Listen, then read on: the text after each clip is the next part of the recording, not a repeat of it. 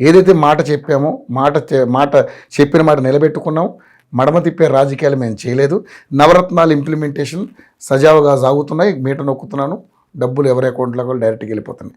గత చంద్రబాబు నాయుడు యొక్క ప్రభుత్వంలో ఏనాడైనా ఏ ఒక్క లబ్ధిదారుడైనా సరే లైన్లో క్యూలలో నిలబడి గంటలు తీసుకున్నటువంటి సందర్భాలు తప్ప 4 గంటలకే డోరు కొట్టి డబ్బులు ఇచ్చే పరిస్థితి కేవలం మా గవర్నమెంట్లోనే జరిగిందని చెప్పేసి వాళ్ళు పెద్దగా ప్రగల్భాలు పలుకుతున్నారు.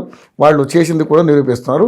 చాలామంది ప్రజలు కూడా మాట్లాడుకుంటున్నారు, దేవుళ్ళు అంటోడు పొద్దున్నే 4 గంటలకే 1వ తారీఖు రాగానే దొలుపు కొట్టి డబ్బులు ఇచ్చేస్తున్నాడు మా అభిమాని. మరి ఇవన్నీ రేపు పొద్దున్న జగన్మోహన్ రెడ్డి గెలవడానికి కాస్త అంటే ఒక 30-40% ఓట్ల శాతం దోహదపడే అవకాశం లేదంటారా మీరు? అంటే ఒకటి ఇక్కడ అన్న ఒక విషయం అందరూ కూడా చాలా క్లారిటీగా అర్థం చేసుకోవాలా. 1వ తారీఖు వస్తే వాలంటీర్ దేవుడి మాదిరి వచ్చి 4 గంటలకు డోర్ కొట్టి పెన్షన్ ఇస్తున్నాడు, మేము ఇంట్లో నుంచి కదలాల్సిన అవసరం లేదని ప్రజలు మాట్లాడుకుంటున్నారు అంటున్నాం మనం. ఎక్కడ మాట్లాడుకునేది? జగన్మోహన్ రెడ్డి చూపించే 4 మనుషులు 5 మనుషులు తప్ప రాష్ట్రంలో ప్రజానికి ఏమీ కాళ్ళు చేతులు ఎన్నోళ్ళు అయితే కాదు కదా. అందరికీ నడవటానికి నడుస్తారు, వెళ్తారు. గతంలో కూడా మేమేమి గంటలు వెయిట్ చేయలేదన్న. ఓకే, పెన్షన్లు ఇచ్చాము, ఎక్కడికక్కడ నీట్గా ఇచ్చాము. 2 రోజులు 3 రోజులు కంటిన్యూషన్గా ఇచ్చేసాం పెన్షన్స్ మేము అప్పుడు. ఇవ్వలేదని అంటలేదు, కానీ ఇంటిగా నేరుగా రేషన్ వస్తుంది, పెన్షన్ కూడా వస్తుంది. ఇప్పుడు అదే నేనేమంటున్నాను, రేషన్ వస్తుంది, పెన్షన్ వస్తుంది, నేరుగా ఇంటికి వెళ్తున్నారు వాలంటీర్లు అందరూ, డబ్బులు ఇస్తున్నారు ప్రశాంతంగా. ఇదే డబ్బులు ఇచ్చే ప్రాసెస్లో నెంబర్ ఆఫ్ వాలంటీర్స్ రాష్ట్రంలో ఎన్ని అరాచకాలు చేశారండి? అవును, ఎంత డేటా తీసుకున్నారంటే ప్రజల దగ్గర. ఈరోజు నా ఇంట్లో ఉన్న మా అమ్మగారిది కానీ, మా నాన్నగారిది కానీ, మా చెల్లెలది కానీ, మా అక్కది కానీ, ఇలా అందరి ఫోన్ నెంబర్లు ఆ వాలంటీర్ దగ్గరే ఉంటున్నాయి కదా. దేనికి? వాడికి ఎందుకు అవన్నీ? నీకేం చెప్పాడు జగన్మోహన్ రెడ్డి? డబ్బులు ఇచ్చిరారా అన్నాడు. డబ్బులు ఇచ్చిరా, మరి ఈ ఫోన్ నెంబర్లన్నీ ఎందుకండి? ఎందుకు తీసుకుంటాం అంటే సీఎం గారు కలెక్ట్ చేసుకోమన్నాడు. ముఖ్యమంత్రికి ఎందుకు? ఏం చేస్తాడు అన్నిటితోటి? అందరితో చిట్ చాట్ ఏమని చేస్తాడా? చేయడు కదా. ఈరోజు ఇంటింటికి వచ్చి రేషను అన్నారు. రేషన్లు ఏమి ఇస్తున్నారన్నా? రేషన్లు ఏమి ఇస్తున్నారు? బియ్యం, సన్న బియ్యం ఇస్తా అన్నాడు రేషన్లో. ఇప్పటిదాకా సన్న బియ్యం ఇచ్చిన పాపానికి పోలా. ఈరోజు నేను చూపిస్తున్నాను, మన కెమెరాలు తీసుకురండి ఒకసారి. 1వ తారీఖు నుంచి 10వ తారీఖు దాకా రేషన్ బండి వచ్చింది అనుకుందాం ఫర్ ఎగ్జాంపుల్. సైరన్ వేసుకొని వస్తారు దానికి. అందులో ఏమీ ఉండవు, ఓ బియ్యం తప్ప. కందిపప్పు ఉండదు, చక్కెర ఉండదు, ఏమీ ఉండదు. ఆ బియ్యం వాడు మనకి బియ్యం కూడా ఇవ్వడు, జస్ట్ తంపేపించుకుంటాడు అంతే. జస్ట్ తంపేపించుకుంటాడు. ఇప్పుడు ఎవ్వరు కూడా ఆ బియ్యం తినే పరిస్థితులు అయితే వాస్తవానికి ఆంధ్రప్రదేశ్ రాష్ట్రంలో లేరన్న. ఒక నాట్ ఓన్లీ ఆంధ్రప్రదేశ్ రాష్ట్రం, ఎక్కడా కూడా లేరు. ప్రజలు అంతో ఎంతో ₹1 సంపాదించుకున్నా సరే ఆ సోమూసూరు బియ్యమే 20 రూపాయలకు 30 రూపాయలు కొనుక్కొని తెచ్చుకుంటున్నారు. కిలో తెచ్చుకున్న ఒక్కరోజైనా ప్రశాంతంగా కడుపు నిండా తిందావరా అని తెచ్చుకుంటున్నారు కదా వాళ్ళు. ఇప్పుడు ఈ రేషన్ బియ్యంలో ఏం జరుగుతుంది? ఇదే పెద్ద స్కామ్ ఇక్కడ. ఆయన వస్తాడు, తంబేపించుకుంటాడు, మనకేం బియ్యం ఇవ్వడు. ఇంట్లో ఎంతమంది? 5 మంది.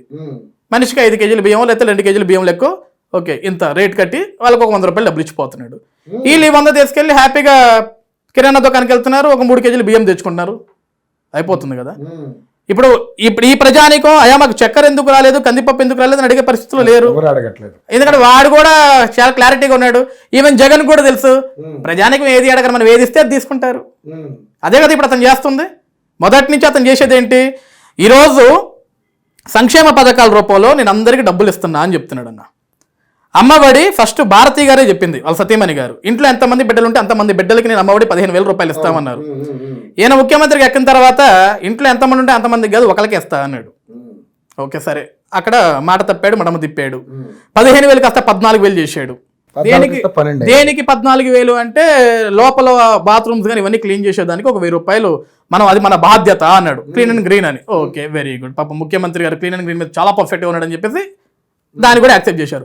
14, 13 చేశాడు. మళ్ళీ 13 ఎందుకు స్వామి అంటే వాళ్ళు పాపం క్లీన్ అండ్ గ్రీన్ చేస్తున్నారు, కొంచెం వాళ్ళకు కూడా జీతాల్లో మనం అందరం కలిసి స్కూల్ సరౌండింగ్స్ని బాగు చేసుకోవాలి అని చెప్పాడు. మరి నాడు నేడు అని చెప్పేసి స్కూళ్ళకి రంగులేసి వీటన్నిటికీ ప్రభుత్వం డబ్బులన్నీ వెచ్చిపరిచాడు కదా, అన్నీ ఖర్చు పెట్టాడు కదా. ఆ డబ్బులు ఏమైపోయినాయి?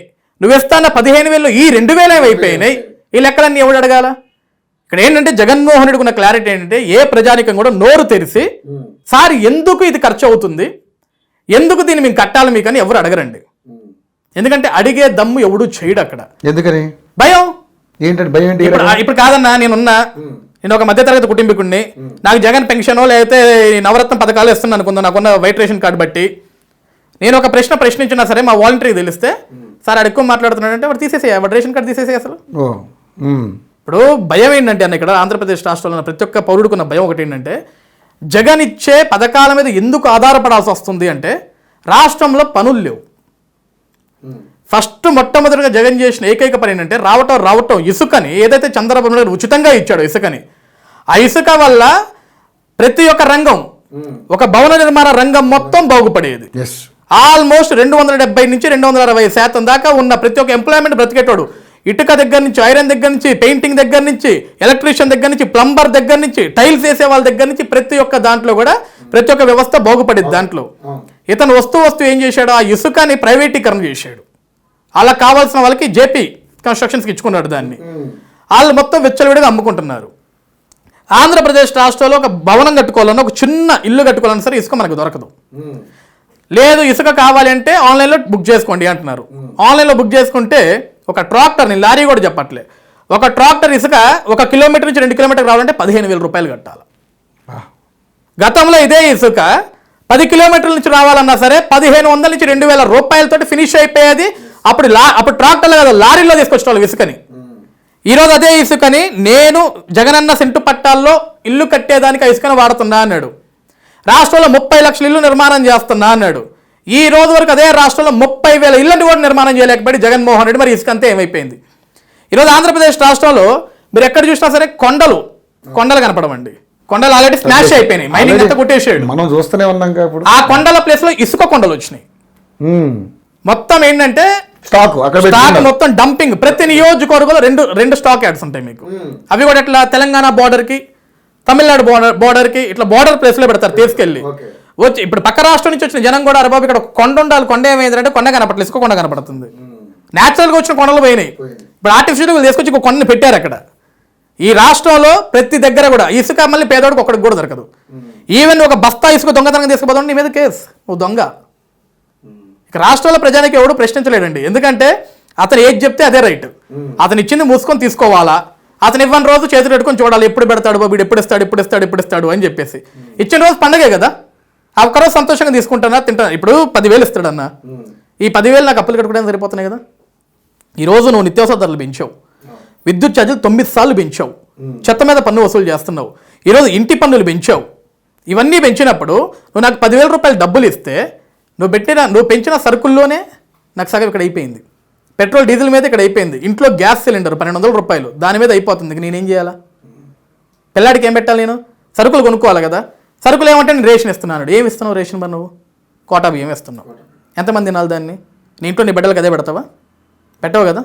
2 ఆడపిల్లకాయలు ఉన్నారు నీకు, వాళ్ళకి ఇదే బియ్యం. లేకపోతే నీ మంత్రులు 150 మంది ఎమ్మెల్యేలు ఎవడన్నా సరే ఈ బియ్యం తింటారా? తినరు కదా.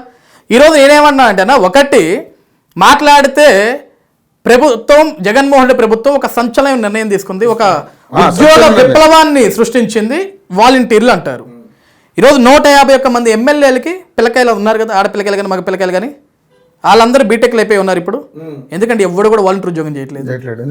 చేయాలి కదా. అంటే సామాన్యుడేమో వాలంటీర్ ఉద్యోగం చేయాలి. ఇది ఓటేసిన ఓటర్ ఏమో, నిన్ను గెలిపించిన ఓటర్ ఏమో వాడేమో వాలంటీర్ ఉద్యోగం 5,000కి చేయాలా? గెలిచిన నువ్వు నీ బిడ్డలను ఎక్కడ పెడతావు? మరి అయితే ఫారెన్ పంపిస్తావు, లేకుంటే నువ్వు ఒక పెద్ద బిజినెస్ పెట్టి వాడిని మేనేజర్ హెడ్గా పెడతావు, తీసుకెళ్ళి వాడి కింద ఎంప్లాయ్మెంట్ చేయమని చెప్పు.